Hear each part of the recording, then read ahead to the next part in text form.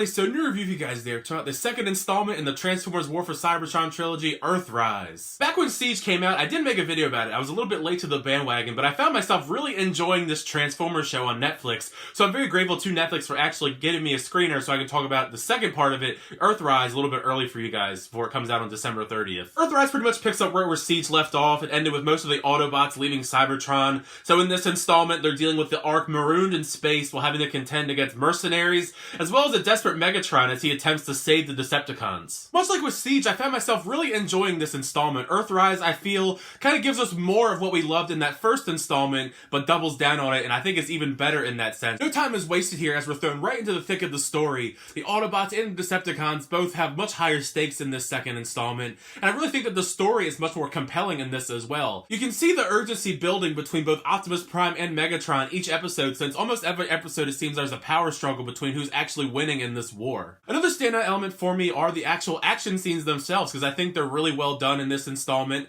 I actually think there are more frequent, really awesome fights in Earthrise compared to Siege, but one of my favorite moments actually is one of the fights between the actual Autobots and the Decepticons have to team up to take on a foe. I'm just going to leave it at that because I don't want to spoil anything, but that was probably one of the coolest fights besides some of the stuff we see in the later half of the season. This show is definitely for hardcore fans of the Transformers franchise, which I'm really happy with, and I think that longtime fans of this franchise are going to really enjoy, especially because this show does a really great job spotlighting some of the more obscure Transformers, while also doing a really good job at actually delivering a lot of the Transformers lore that we don't see explored all that much, which I think is a really fun tidbit to this Netflix series. Other things I do want to address is I'm not like a huge fan of this voice cast still. I kind of have grown accustomed to them, kind of just gotten used to them at this point, but they're still just kind of okay. Like, of course, like many fans of Transformers, I really wish that Peter Cullen and Frank Welker and all them had come back to reprise their roles. I think the show would have been almost perfect if they had come back, but sadly they didn't, and we have to adjust to these voices and these roles,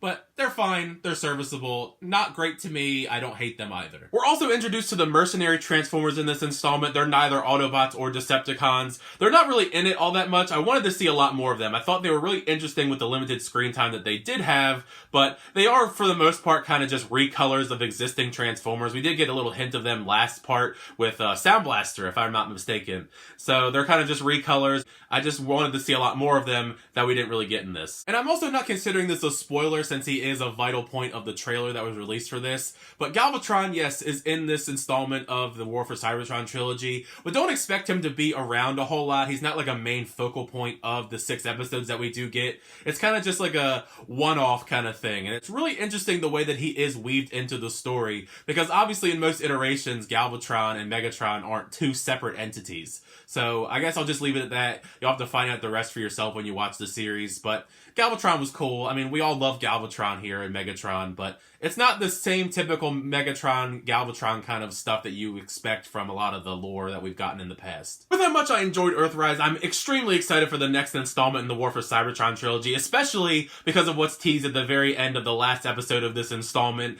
I'm not going to go into spoilers here, but I'm very excited for who's joining the fight. I guess I'll leave it at that if you want to call that a little tease of what the actual surprise is going to be. But I really enjoyed this installment. Let me know in the comments down below, what did you think of this installment? It's actually quite short, just like the first installment. You know, it's only 6 episodes long. They're like 25 minutes long. We can finish all of the entire season in a couple hours. It's not really that long of an experience if you want to just binge them all in one setting. But if you do check it out, I would love to know all your thoughts on it. Did you like it? Did you not like it? Do you like this part more, or did you like Siege a little bit more? And if in either one, I would also love to know if you're excited for the next installment in the War for Cybertron trilogy. I really recommend checking out this show. I don't think a lot of people talk about it as much as they should. Thank you as always. Check my reviews though. I really do appreciate it. Make sure you like it, the subscribe button. We'll keep my reviews, show actions, unboxings, and more. But next time, I'll see you guys later.